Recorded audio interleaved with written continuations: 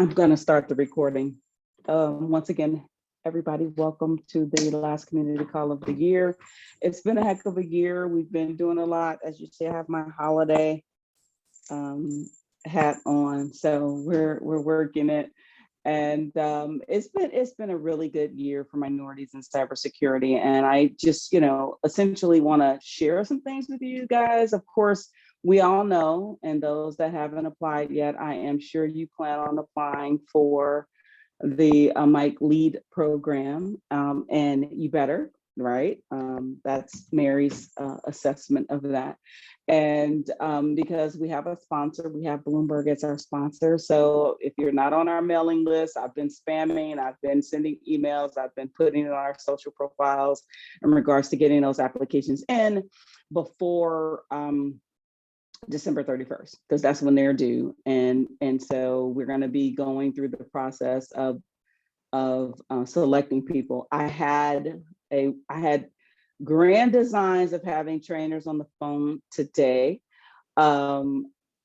This morning, three. Okay, so I knew one wasn't going to be there, and then three others dropped off. We had one traveling overseas, and so unfortunately, unless they join, unless I notice that they join at a later time, we won't be getting any of our trainers except myself. So I am a trainer. I'm a trainer in the lead program for two of the modules, but we'll continue on without them. And if they decide to join us, hopefully I'll definitely get them on. But when I'm sharing my screen, I can't control the people that are let in, so I can't see both at the same time. But in any event, let's get going. So our leadership quote, and then we'll talk a little bit more about MiC lead like we did before. And then I'll share with you guys my favorite holiday cocktail, and you guys are going to share with me your favorite holiday cocktail. And then we're going to ask questions, and we're just going to hang out for a little bit before, the Friday before the holiday. And you guys are going to tell me if you did all your Christmas shopping and you're ready, right? That's what we're going to do today. So our leadership quote for this year, or the end of this year, is work hard and play hard, right? You've heard that before. You always have to put in hard work, but you always have to put in that downtime. So as we're going to the new year, definitely make sure you're taking time to either play hard or relax, depending on what it takes for you and where you are in your life right now, right? So myself, I will let you know, the kids and I are going, and we're going, my daughter, okay, so we're really a warm climate family. Okay, no, mommy is a warm climate person. My son as well. My daughter says we need to experience new things. So several Christmases ago, because I stopped buying gifts and I started making memories. So I actually had a boss years ago that said that he stopped buying gifts for his children once they reached a certain age at Christmas time, because they could never remember the gifts that they purchased at Christmas, but they could remember the family vacations that they went on. So a few years back, actually, I guess that would have been the last time we went on vacation was 2016, that I decided that I was going to now stop buying this big Christmas stuff and start to make memories. And so we went to Atlantis. I think we went to the Bahamas in 2016, and we haven't been able to do anything until this year, of course. And so my daughter wants to go on a ski vacation. So we're going to play in the snow. She was born in California. I was born in Ohio. I'm over the snow, but she's not. So she wants to go, and we're going to experience new things. So our new holiday tradition, or our new holiday season tradition, is to experience new things. So we have to pick something that we've never done before. And as long as, everything works out, we can do that. So this year is skiing. So hopefully when the new year comes, I'm not, broken arms, broken legs, because I've never done this before. No one in my house has ever done ski before.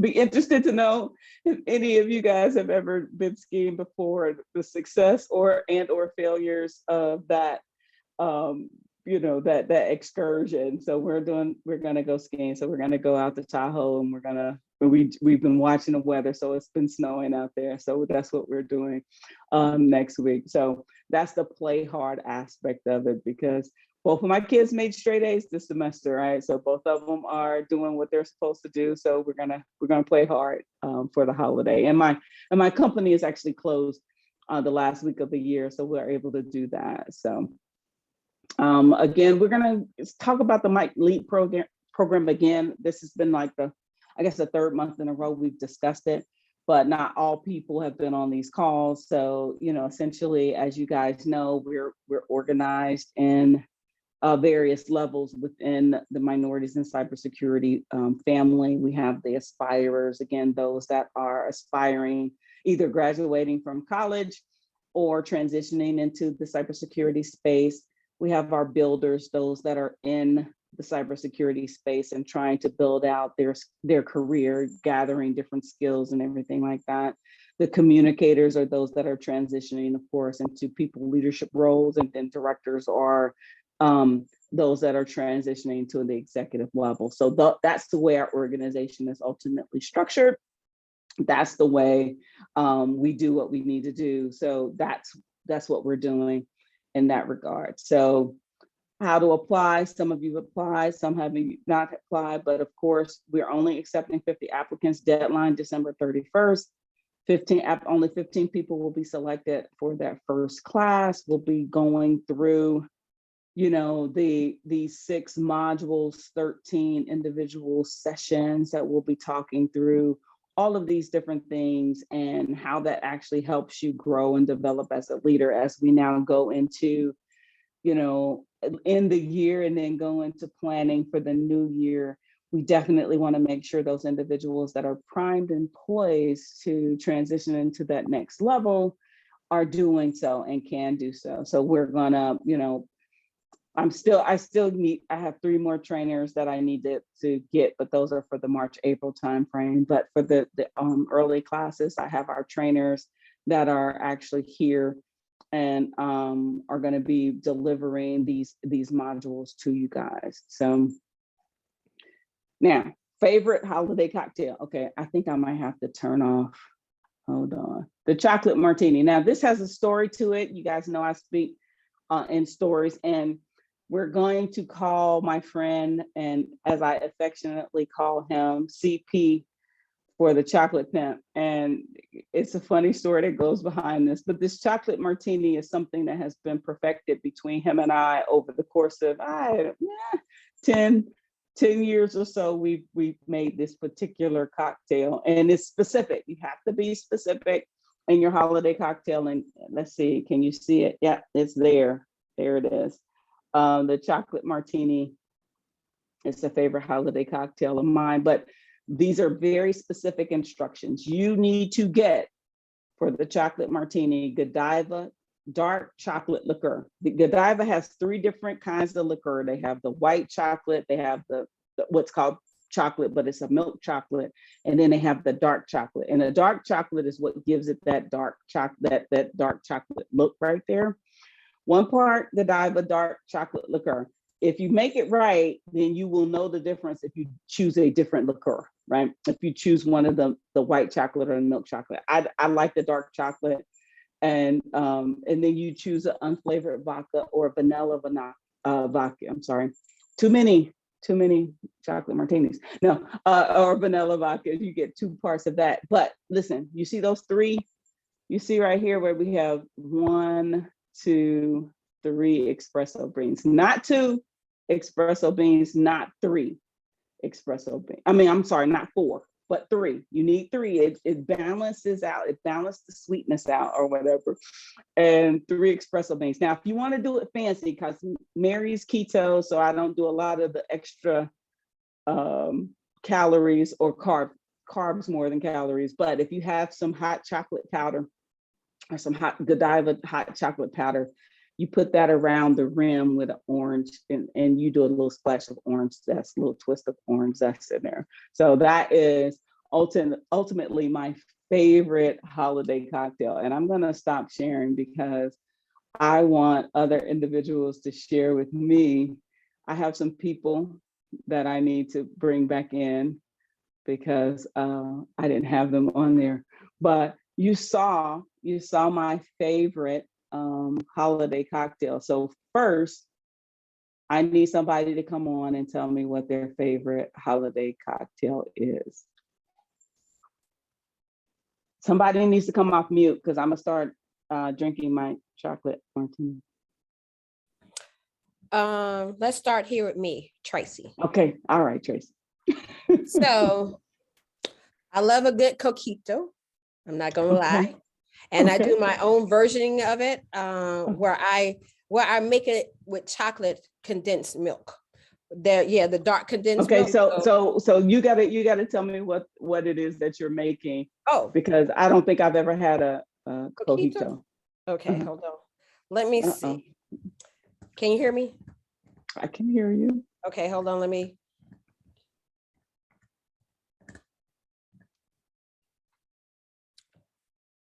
So coquito is a Puerto Rican eggnog. Okay. Oh, okay. Let's start there. So the standard ingredients. And this is just me looking on my phone, but this is not what I do.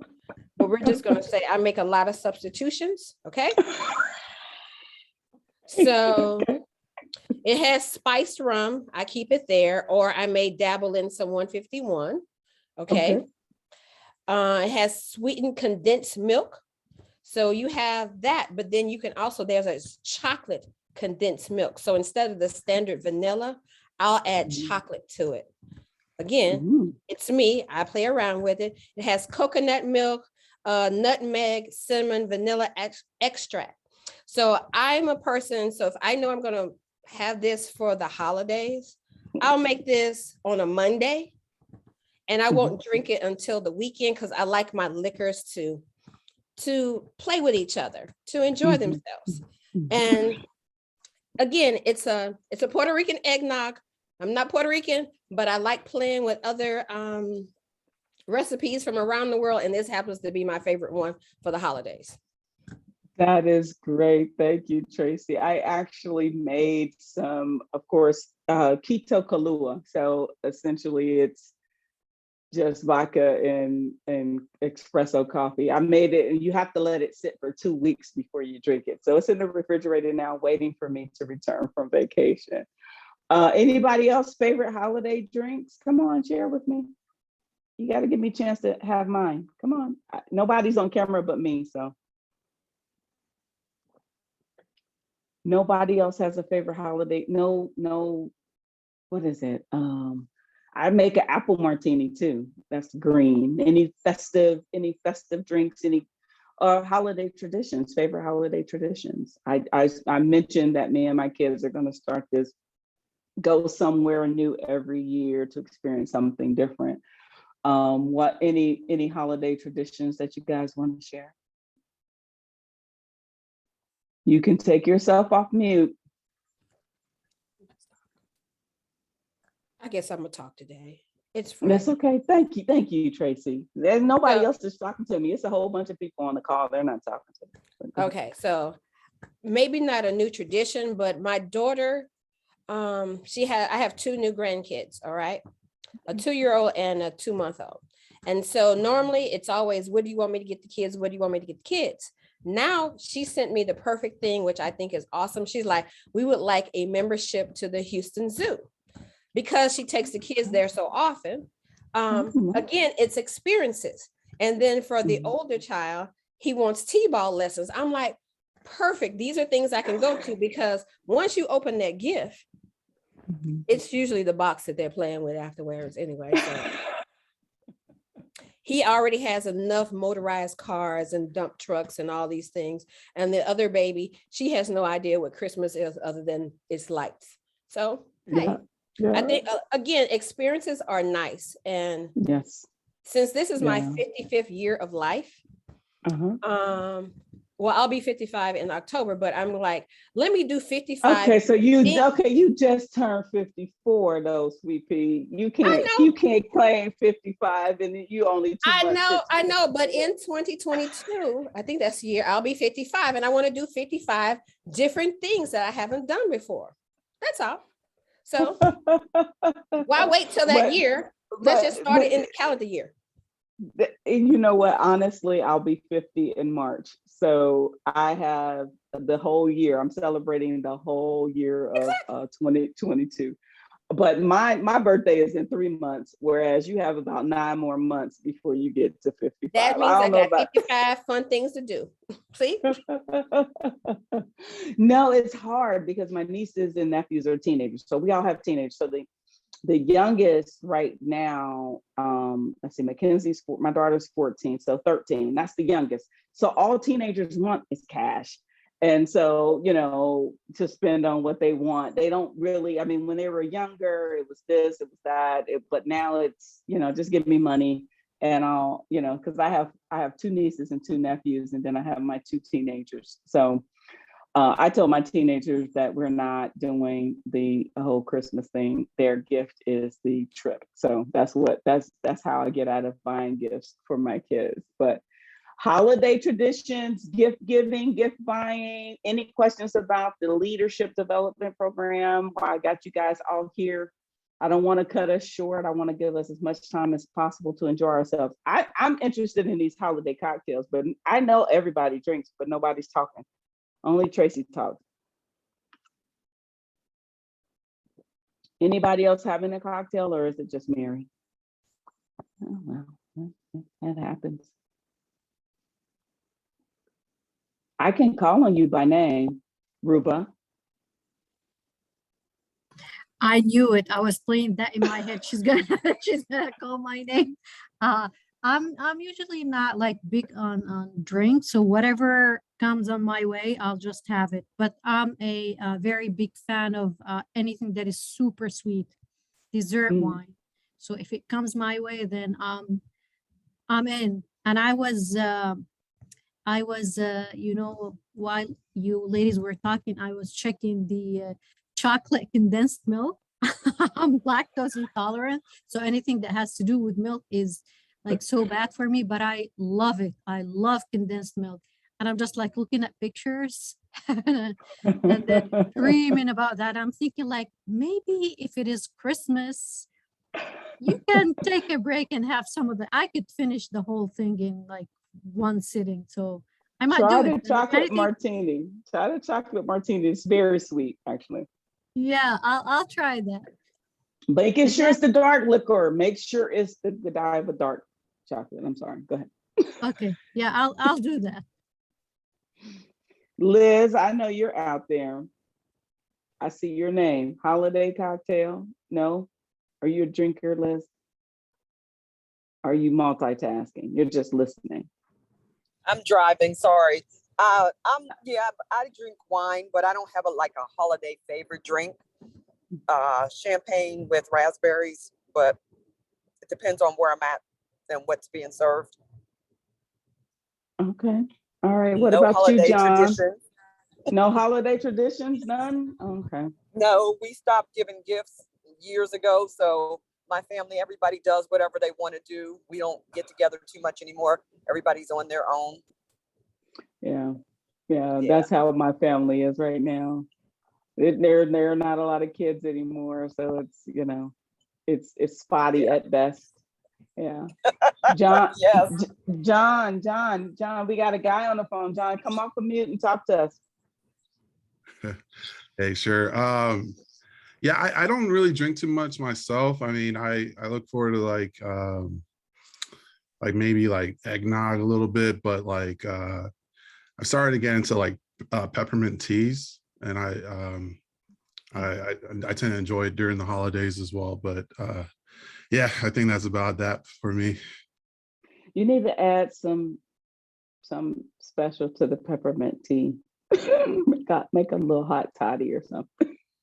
Yeah, that's a good idea. I'm gonna look into some stuff for that. Yeah. I have ideas, because You know, like I said, I'll be 50. So I've been on, you know, there was this peppermint schnapps that me and my girlfriend used to drink way back in the day in college days. So, you know, if you need a mixer idea for your peppermint tea, you know, just ask. Peppermint schnapps will work. And it's a weak liquor, so it's not going to get you too tipsy. Okay. Liz, Liz, are you multitasking? Are you doing a penetration test in the middle of this meeting? She hasn't come off of mute, so she may be working and multitasking. So holiday traditions. Any questions about the MiC Lead program? Anybody? I didn't get any of my trainers to join. They're all suspect. Don't tell them I said that, even though I'm recording.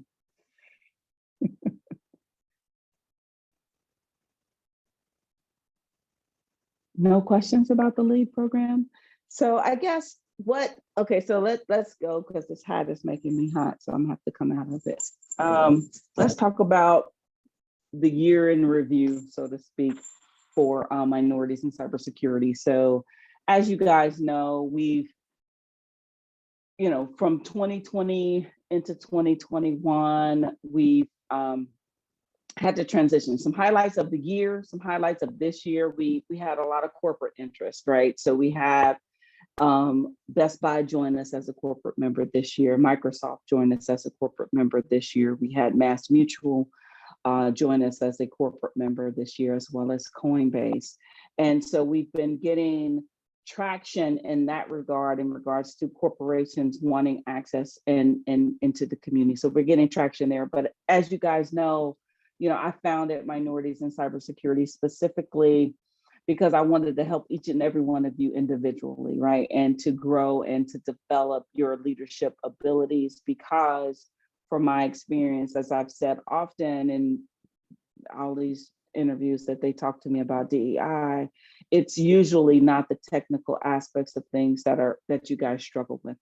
It's the unconscious bias, it's the lack of, you know, a promotional plan, it's the lack of investment in your education, or continual legal education is being ignored. It's all of these other things that are tangential to actually doing the work every day. And so we essentially, you know, even though we have this corporate interest, which is great, which is fine, you know, the LEAD program is being created. And I want to, going into the new year, develop a leadership program for each individual level of person within our organization, right? Because there are things that you need to know as a college student transitioning into the cybersecurity space, how to get your first cybersecurity job, right? If you're transitioning or you're coming out of college, how do you figure that out?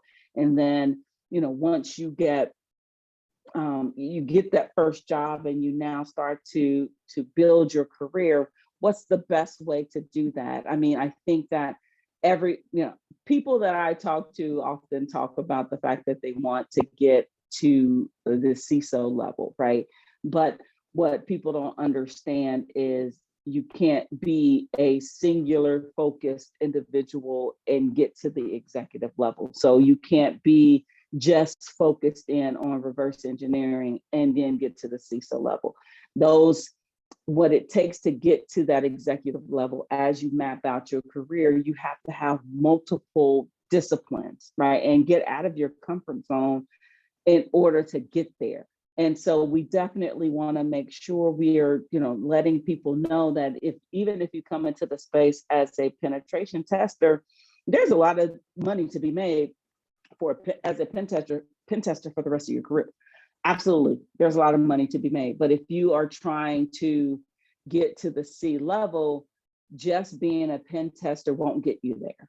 You have to understand business. You have to, you know, all of these qualities, these things that we're trying to develop in the leadership program are things that you need to know. Communication skills, knowing your leadership style, how to motivate others. These are all the things that you need to add on to being a quote unquote pen tester, or being a reverse engineer, or being a SOC analyst, or or doing network security or whatever. These are all there are things that you need to understand as you try to build out your career that want to get you to that director and above.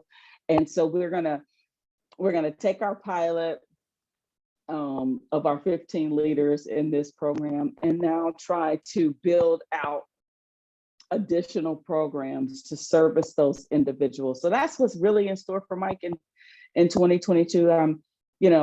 I'm not actually actively focused on corporations, but what's happening is, like we had the Bloomberg partnership, what's happening is corporations see that there is a gap in the market. There is a gap in the market between there are a lot of people playing in the space of getting people into cybersecurity, not enough people focused on developing the individual in that space. Because if you read articles, if you listen to anybody, they're always talking about this leadership gap, right? My new termed phrase, if you read the the newsletter from November, December, is DEI in depth. Everybody understands what defensive depth means, right? If you're a cybersecurity professional, you know what defense in depth means. You know that term means multiple things. It means that you're doing multiple things to defend your network, to defend your company from attackers that are coming into your system. The DEI in depth terminology is actually meant to discuss, there's no one silver bullet to diversity, equity, and inclusion, just like there's no one silver bullet to securing your network. We had a vulnerability come out this week, and I'm not going to give it enough play. It's enough play going on in the media. You can go out there and read it. But so there's always going to be something that we need to defend against, and we have to attack it from multiple areas. And diversity, equity, inclusion is no different, right? If we take out the fact that we pay people differently for the same positions, if we add a layer of curriculum, how we are going to develop our employees, and stop talking about this whole, if I train them, I'm training them to leave. I think that is such a cop-out when we start talking about investing in your employees so they can actually, produce for you. And then we start talking about it, not, like I said, not only the salary, but then we start talking about the individual leader, right? And helping you navigate some of the things that you may not know, or you may not, especially from a minority and women perspective, may not have access to, or did not learn how to communicate effectively. And, one of the things that keeps coming up in my mind as I navigate all of these waters, in my nonprofit, as well as, what I do in my work and my, day to day, is just not taking things personally. I think there was years and years and years and years ago, there was an individual that, we were in an executive meeting, and she made the comment, you have to always assume positive intent. Everybody's out here trying to do their job, and someone may say or do something that you find offensive, but you can't come at it as if it was purposeful. You have to educate, right? And sometimes minorities and women, we think people should know. Like, okay, perfect example. The teacher at my son's school that decided to use the N-word in class, she knows better. She knows she can't say that word as a white teacher, home economics class. I had to deal with that in the past month, right? And so that is clear. As a teacher, as a role model, even if you witness bad behavior, you can't model that bad behavior. That's clear. But there are times where things are just not clear, that you take something that someone does as they did this on purpose, when you have to take a step back as a leader and say, nothing that anybody does is personal. Honestly, I know I'm going to wrinkle some feathers here. It's not personal. It's their insecurities. They're acting out of their own personal world. And so for us to now take a step back and say, okay, if I don't internalize what you're doing and start to try to look at it from a different angle and interpret what you're doing. So if somebody does something that you don't like and you're like, you know, and you can internalize it and take it personally, but then you start to ask yourself the question, why did they do that? And if the answer is because they know they're not doing their job, or they know they're not holding up their own, or they're acting out of the insecurity, you have to understand that that doesn't have anything to do with you. So those are the types of things that we want to explore and develop in you as an individual, as you now try to struggle and define yourself and get there in your career. So those are the things we're focused on. I think that we are in a great position ending this year and starting the LEAD program in January, that we're going to be able to build. I still don't know, and you'll know when I know whether or not I want to in person. I mean, I still hesitate to go in person to certain events, right? I understand, you know, what's in my household, but you know, from my perspective, these Texas folks are crazy. And so it's like me trying to see if we're going to have an in-person conference. And I would love your feedback. I mean, have any of you gone to any in-person conferences this year? That's an open question. Anybody plan on going to RSA? I have not, and I'm not planning on it yet. Okay. Tracy, Rupa, John, any in-person events this year? I have not. There was one conference that it was supposed by IBM like a few months ago that it was supposed to be in person, but then they canceled it and they changed it into remote. But I would love to, and I would take the risk and be in person to other people, because I think nowadays we're so missing this human interaction touch. So for me personally, yeah, I would take a risk. Okay. Yeah, I haven't done any in person. Actually, today I had a virtual Palo Alto demo where they were talking about Prisma Cloud. But yeah, I've just had a couple of virtual ones that I've been attending throughout the year. Tracy, any in-person events this year? No, reInvent is one that I wanted to attend, and that's just because of the environment I'm working in right now, but I didn't go. And right now I'm going to say I'm not going to be attending anything in person. Yeah. Okay. Okay, that's good to know. Like I did the IAPP, International Association of Privacy Professional Privacy, Security, and Risk Summit in San Diego. That was in October. And I did that one. I'm vaccinated. I've had 3 shots at this particular point. And it's interesting to me because I was invited and there was a panel that I was selected for to be on for RSA and for the privacy space. I declined, but I declined for multiple reasons, right? So the initial reason when they said it, that's when Omicron started to hit the headlines, and I was like, do I really want to go to RSA? If you've ever been to RSA, it's a madhouse, right? There are a whole bunch of people that are coming and descending upon San Francisco Bay Area from a whole different places in the country.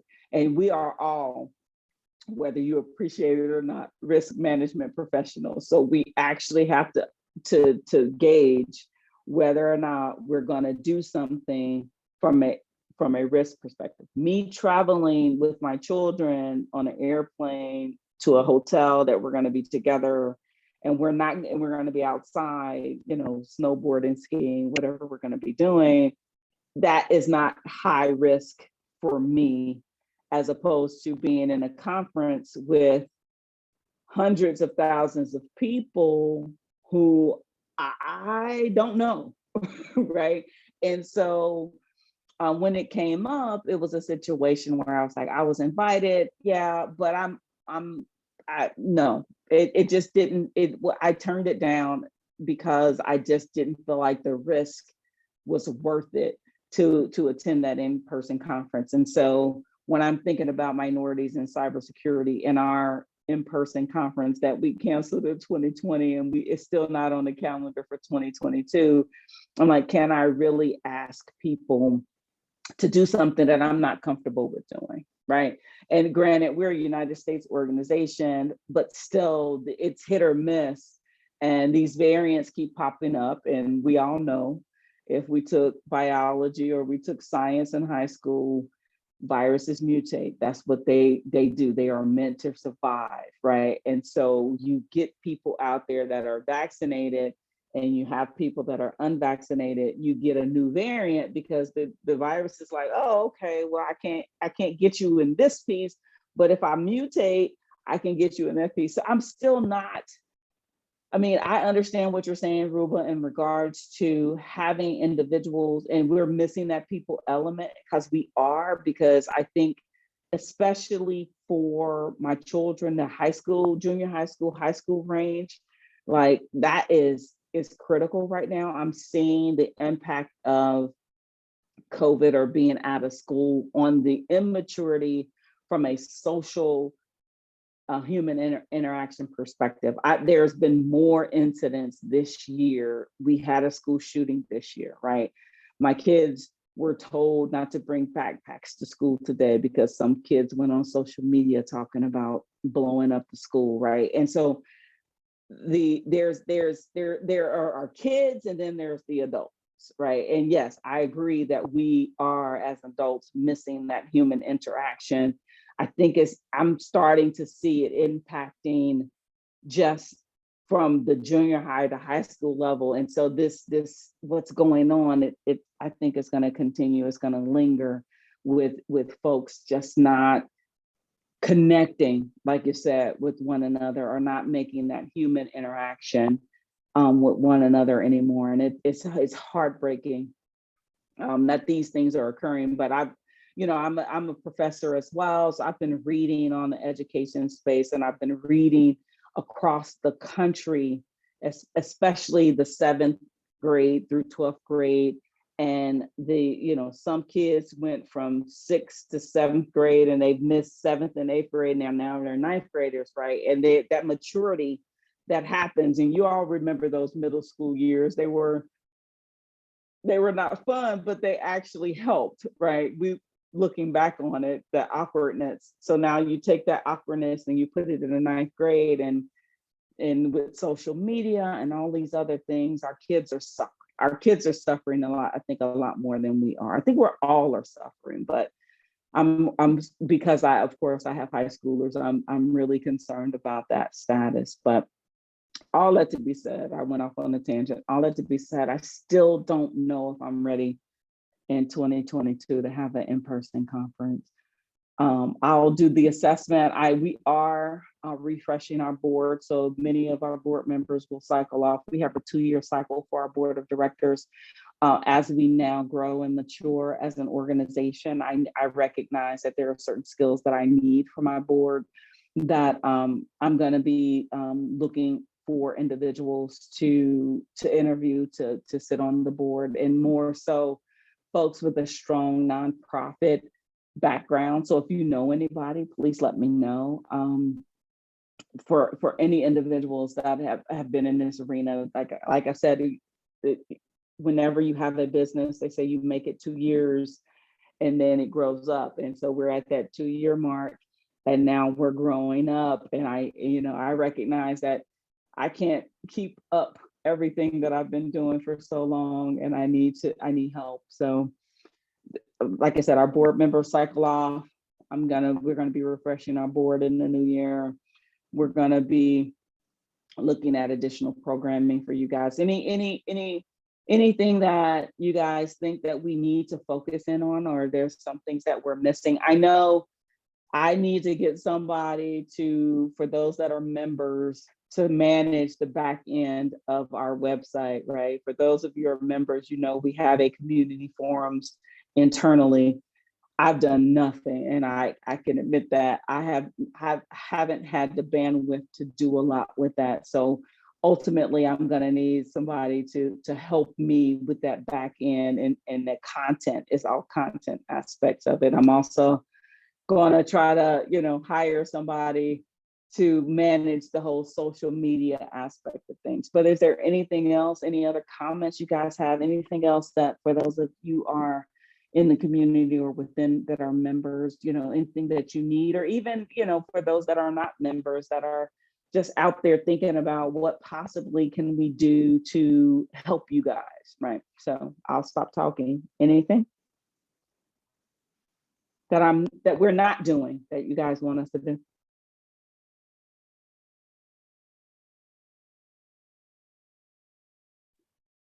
So for me personally, I like everything that the way it is. I mean, it's not, I'm not saying that, okay, if anyone else has any other ideas, absolutely not. But I like the pace, I like the content, I like those monthly meetings. So as of December 17, 2021, I love everything about this.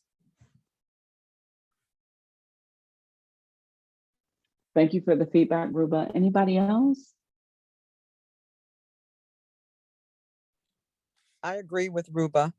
I'm happy with the content and the way you have things running. Mhm. Anything more? Anything I'm missing? Anything, any other resources? I think with the Mike Lead program, for instance, what we're going to be doing is having these CISO dialogues. You know, depending on, because what you have to understand about C-level executives is the more focused you can get for their time, the better. Because I can appreciate it because I don't have a lot of time either, and I'm not a C-level exec. I'm a D-level exec, but an hour focus, this is what I need to do for this hour. Yes, 3 hours of a training block. All I'm asking you to do is create curriculum for this 3 hours and deliver it twice a year. Yes. During the Lead program, we have CISO dialogues where we're going to be talking to the folks that are selected are going to be talking to individual leaders. And they're going to have that type of conversation within the program itself, but expanding that potentially, you know, I know over the summer we were doing some isolated like showcases with our particular corporate members. That can continue. Every one of our corporate members have that opportunity, but you know, I'll continue to think about things, but if there are any suggestions that you have, this is your suggestion box to say, okay, Mary, what about this? Or I've seen this, or I haven't seen this. How can we, you know, incorporate that in our monthly meetings from a community perspective or from the membership perspective? How can I do that? So.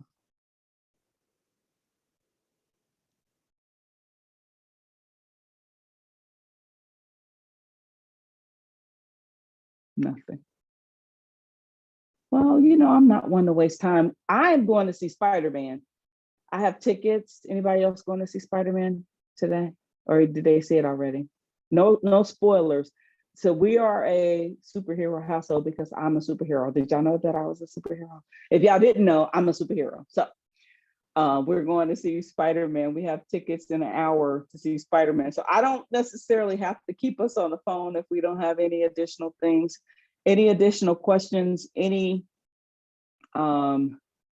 comments, questions, any problems out there, anything you guys want to talk about. We have about 10 minutes. I'm focused for 10 minutes, but I'm going to see Spider-Man. I was singing the old school Spider-Man song earlier today to my daughter, and she was just like, oh God, Mom, stop. But, you know, Spider-Man. Okay, never mind. You guys know the song. But anything else? So it's just a question.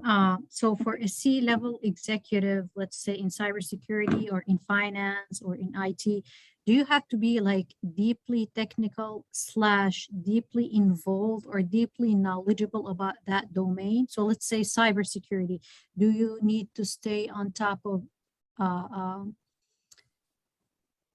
like the Everything. cybers? Yeah. Okay. Okay.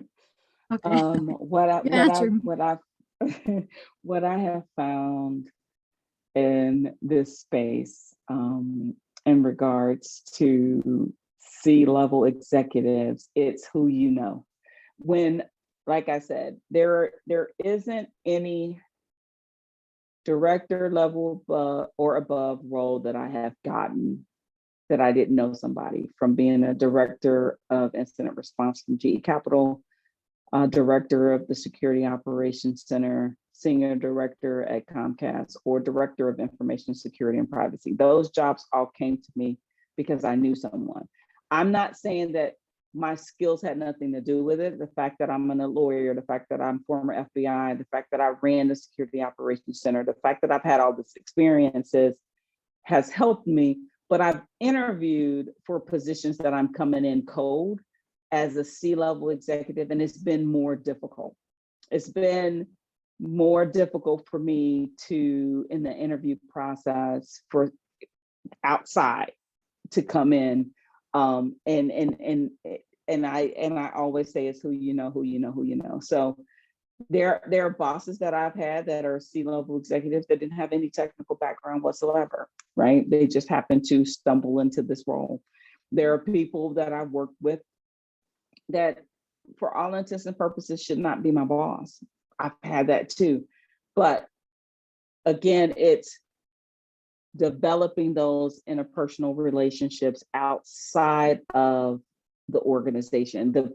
I mean, there have been people that spend 20, 10, 20 years in a row before they get to the C-level. And God bless those folks that have the patience to stay in that, to build those relationships internally. But I've also seen, oh, well, so-and-so worked here, so-and-so left here, so-and-so brought all of his or her team with them, and they all got promotions. So I've always seen that as well. So you have to, it's an in-depth strategy. It's just not one answer. I would say no, absolutely not. It's not imperative that you actually be a particular expert in a certain level of domain skill, but there are roles out there that they're just looking for a particular skill, right? As opposed to an executive, right? So I've interviewed for roles, and I've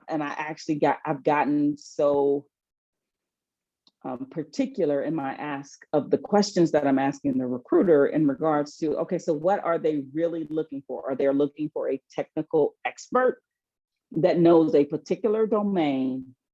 And that's not the kind of role that I'm interested in. That's not the kind of role that will help me. So it all, again, Ruby, it all depends on the company, and the culture, and what they're actually looking for. There have been historically a lot of people that have, well, just me speaking, because of my incident response background, the fact that I'm former FBI, the fact that I know technically security operations, people are looking for a heavily security operations focused CISO. But we all know CISO encompasses risk management, it encompasses privacy, it encompasses so many different things, but this company is trying to fix a problem. Right. And they want a particular person that looks a certain way.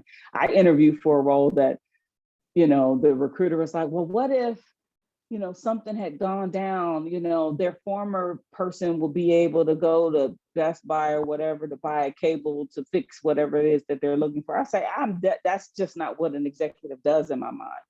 And, I don't need to go out to Best Buy to buy a cable to fix a problem. My question is, why am I the only one on my team that's able to solution for a particular problem? That is not an executive problem. That is a operations problem. And so where's the talent on my team that I'm the only person that can fix a problem? That's not the type of role that I want. So hopefully I helped answer your question.